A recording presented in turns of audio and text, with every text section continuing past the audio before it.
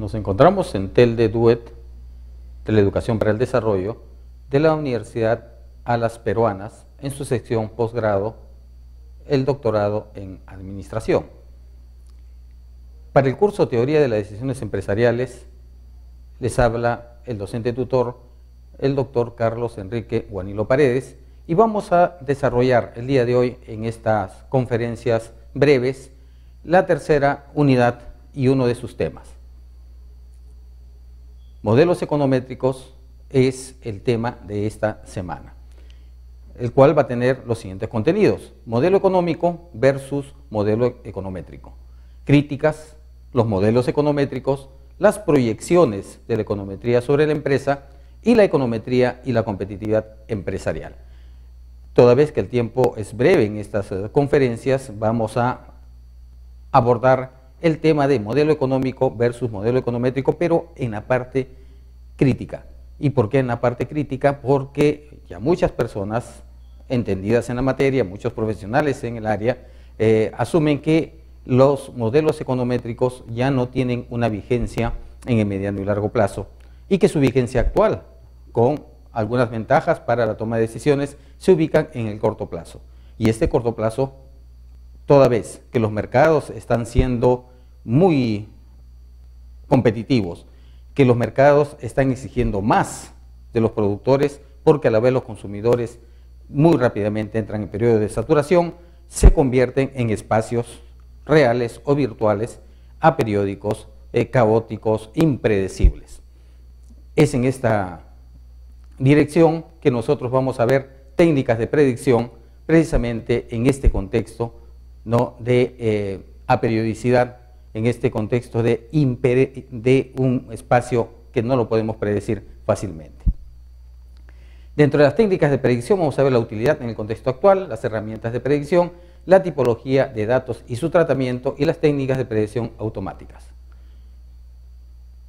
Decimos que solamente aquellas personas que son muy ingenuas pueden creer en cualquier predicción. Y entonces tenemos la historia llena de predicciones. Predicciones que hasta hace muy poco, por ejemplo, vinieron de Europa, ¿no?, de Europa del Este, en la cual nos decían que nuestra costa en particular, en nuestro país, iba a tener, en un espacio que fue variando conforme llegaban los días, iba a haber un cataclismo. Eso es un tipo de predicción, como lo vamos a ver ahora. Pero algunos creyeron, otros sin creer, de todas maneras se prepararon para ese evento. Bien, entonces solamente hay que ser demasiado ingenuo para poder creer cualquier predicción. Sin embargo, los más recelosos, los más desconfiados, siempre terminan haciendo o utilizando predicciones. Caemos muy fácilmente en esto, y hay otros, como se llama en la administración, el líder ausente, por ejemplo, que es ese líder, ese tipo de líder que está frente a un computador y permanentemente está desarrollando modelos predictivos. ¿Por qué razón? Porque siempre el ser humano tiene esa tendencia, siempre queremos saber el futuro, y es una de las grandes frustraciones que tiene el ser humano, porque desafortunadamente no hemos podido desarrollar un mecanismo, una herramienta efectiva para poder saber qué va a pasar el día de mañana. ¿Cuál va a ser el próximo número de una serie numérica? No la podemos saber. Podemos aproximarnos, y lo hemos hecho durante décadas, utilizando una serie de instrumentos de la economía y también econométricos para poder encontrar ese número siguiente de la serie, para poder saber, ¿no?, qué eventos nosotros podemos tener en un futuro, que antes era incluso hasta largo plazo. Pero los mercados cambiaron, ya lo hemos visto, y entonces ya no podemos tener los métodos de predicción como los únicos elementos para tomar decisiones. En ese espacio, toda predicción va a fallar si obviamente cambian los supuestos. Y estamos viendo que los supuestos cambian, y van a cambiar porque el mercado es caótico, es impredecible. Si ese es el caso, cualquier predicción que se haga tiene que ser periódicamente ajustada, tiene que ser periódicamente revisada. Gary Hamel y K. Prahalad escribieron un libro La conquista del futuro.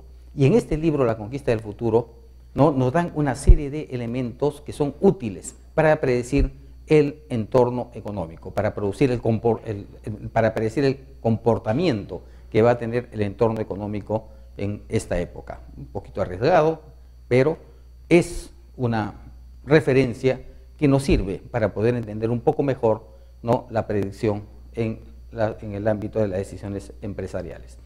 Tiene la dirección una concepción clara, ¿no?, y compartida de la evolución probable del sector durante los próximos 10 años.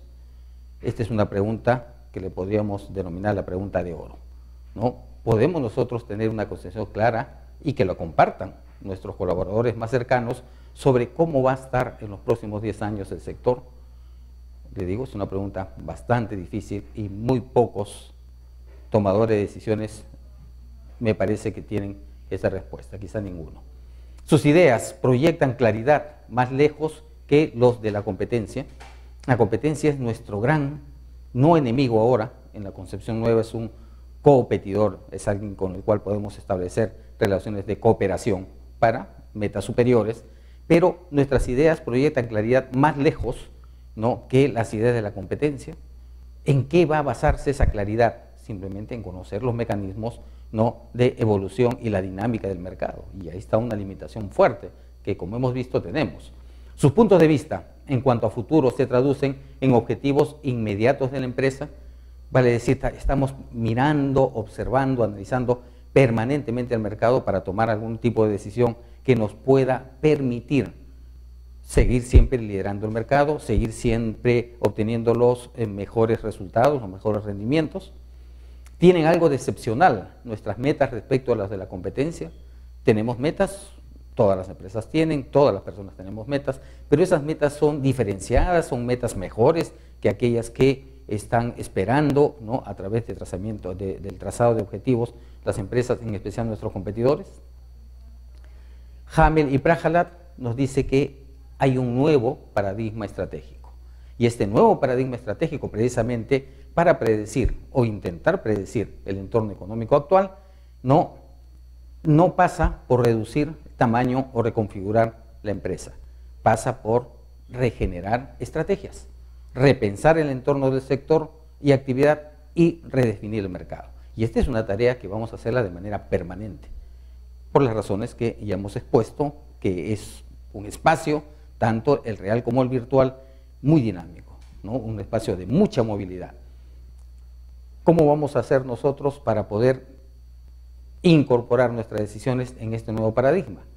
Primero, deberemos determinar los desafíos de la competencia, ¿no?, en el sector, en los mercados en los que actuamos y en las empresas con las cuales tenemos algún tipo de vinculación directa o indirecta. Debemos tener mucha imaginación como para, por ejemplo, adelantarnos o adentrarnos en un futuro probable y definir ese camino, ¿no es cierto?, ese método, esa decisión que, aplicada sobre el objetivo, nos va a permitir elevar la probabilidad de obtener una meta. Movilizarse ante el futuro, no ser un elemento, digamos, estático. El mercado es dinámico, tenemos que caminar a ese mismo ritmo o superarlo incluso. Y siempre la estrategia mayor, la estrategia ganadora, llegar siempre primero. Dentro de estos planteamientos vamos a ver cómo se enfrenta la teoría de la predicción dentro del ámbito de la tipificación de situaciones según el horizonte que nosotros queremos predecir. Cuando hablamos de horizonte, hablamos evidentemente del horizonte temporal. Hay un horizonte temporal inmediato, hay un horizonte temporal de corto plazo, un horizonte temporal de mediano plazo, un horizonte temporal de largo plazo y hay, obviamente, un horizonte temporal de muy largo plazo. En estos 5 horizontes nosotros vamos a ver su duración, vamos a ver el tipo de decisiones que vamos a tomar y algún ejemplo. En el horizonte temporal inmediato, el ya, ¿no?, cuya duración aproximada puede estar entre 0 y 3 meses.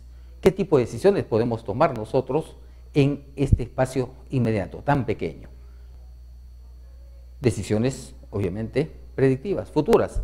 Decisiones operativas, nada más el hacer las cosas. Control presupuestario, por ejemplo. ¿Qué ejemplos podemos nosotros tener de una decisión inmediata, entre 0 y 3 meses? distribución física, ¿no? Gestión de inventarios en establecimientos de venta de productos al detalle o de venta al detalle de productos de, digamos, distribución masiva. En el corto plazo, como horizonte temporal, cuya duración puede estar entre 3 y 12 meses, 3 meses y un año. ¿Cuáles son los tipos de decisiones que tomaremos? Decisiones operativas también, control presupuestario, decisiones de compra, ¿no? ¿Qué voy a comprar? Voy a comprar a un proveedor X, Y o Z, qué cantidades, en qué calidad, en qué momentos debemos recibirlo, en qué momento debemos pagarlo. Bien, y ejemplos, compra de bienes, por ejemplo, de temporada para venta al por menor. En el horizonte temporal de mediano plazo, de 1 a 3 años, ¿qué tipo de decisiones tomaremos? Decisiones estratégicas, decisiones que nos aseguran, en esa visión futura, que nos aseguran la elevación significativa del porcentaje o de la probabilidad de acierto. Ejemplos, leasing de plantas y equipos, por ejemplo, formación de empleados para nuevos procesos que los podemos desarrollar entre 1 y 3 años. En el largo plazo, de 3 años a 10 años, ¿qué tipo de decisiones tomaremos? Decisiones estratégicas, incluyendo las decisiones de expansión. Algunos ejemplos sobre este mediano plazo, o este largo plazo, perdón: investigación y desarrollo, fundamental; compra de activos, adquisiciones y posibles absorciones de otros negocios. En el horizonte temporal de muy largo plazo, 10 años, ¿no? ¿Qué decisiones tomaremos? Decisiones estratégicas, incluyendo aquellas de cambio de las características principales de la empresa, ¿no es cierto? 10 años incluso es un término bastante grande para tomar decisiones de cambio radical en la empresa. ¿Podrá soportar una empresa sin tener cambios profundos durante 10 años? Me parece que sería algo bastante riesgoso. Ejemplos de este tipo de decisiones en el muy largo plazo: predicciones tecnológicas en apoyo de investigación y desarrollo y planificación estratégica de largo plazo. Respecto a la tipificación de las situaciones de predicción según los medios empleados, según los medios sean escasos, según los medios empleados sean normales, ¿no? Digamos una disponibilidad normal, y según los medios sean altamente profesionalizados. ¿Cuáles van a ser las características cuando tenemos un horizonte temporal en el cual los medios que empleamos son escasos? Personas individuales no especializadas, aplicaciones a realizar en pocos días o incluso en horas. Bien, algunos ejemplos: la mayor parte de las realizadas en las micro y pequeñas empresas, por ejemplo, predicciones en empresas o áreas tradicionales o donde la precisión requerida es relativamente baja, ¿no? Esos mercados todavía un tanto conservadores, son mercados un poco permisibles, son mercados que no son altamente exigentes.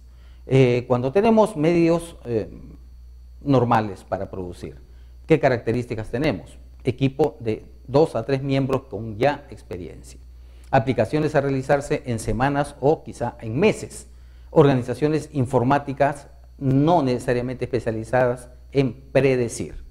Bien, viven en el ámbito estratégico pero no predicen.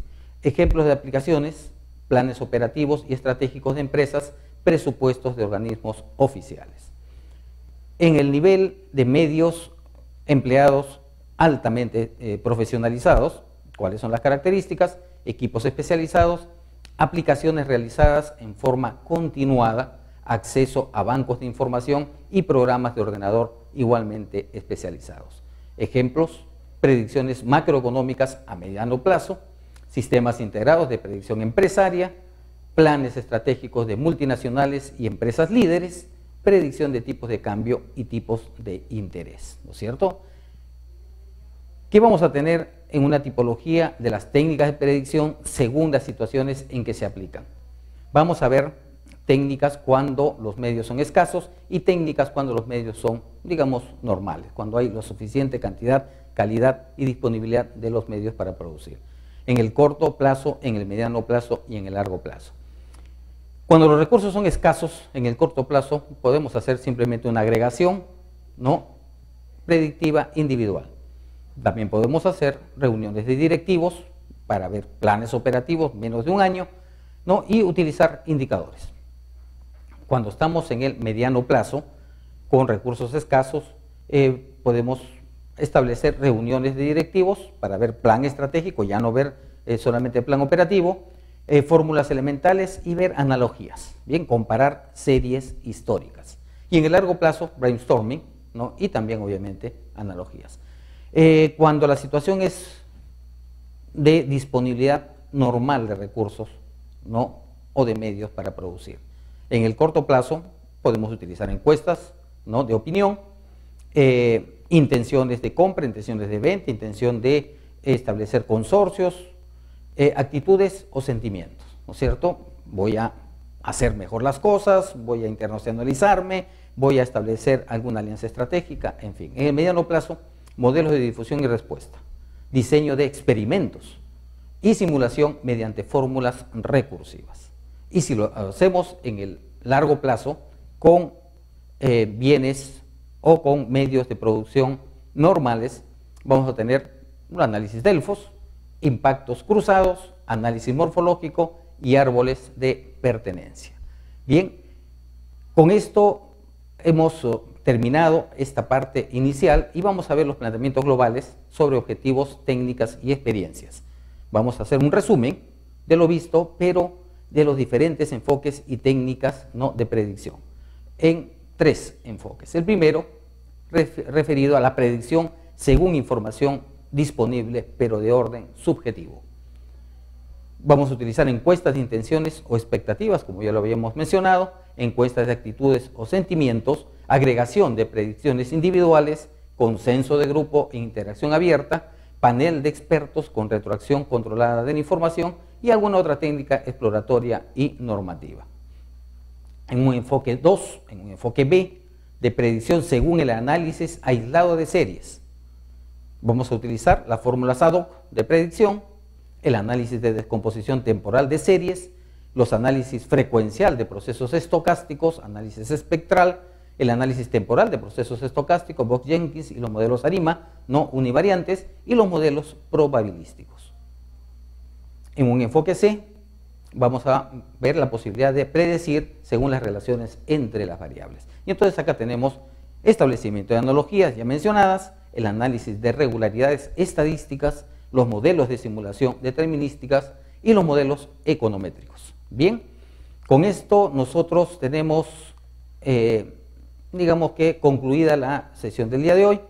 El contenido de la unidad va a involucrar los siguientes objetivos: identificar las características e importancia de los modelos econométricos en la gestión de las empresas, establecer la importancia que tienen estos modelos econométricos y examinar el proceso de aplicación de los modelos econométricos que explica el consumo privado.